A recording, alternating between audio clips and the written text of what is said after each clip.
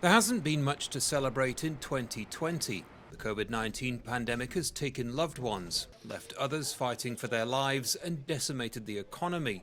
Through it all, Frontline medical staff continued to work tirelessly, tackling the biggest health crisis in this nation's history.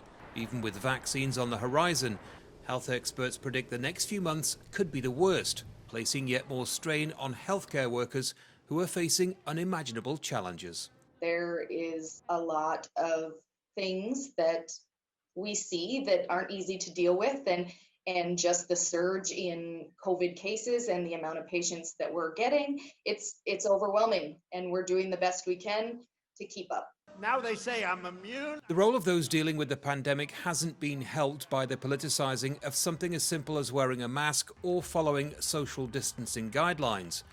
For many, the frustration at those detached from the reality of the virus is too much. It's hard not to feel that way, that if you, sir or ma'am, who aren't wearing a mask out on the street, if you could see the things that I see, if I've thought it many times, if I could just wear, a camera on my head and they could see just the chaos that is a part of the unit right now. The most visible scientific face of the pandemic is Dr. Anthony Fauci, who served as the director of the National Institute of Allergy and Infectious Diseases since 1984.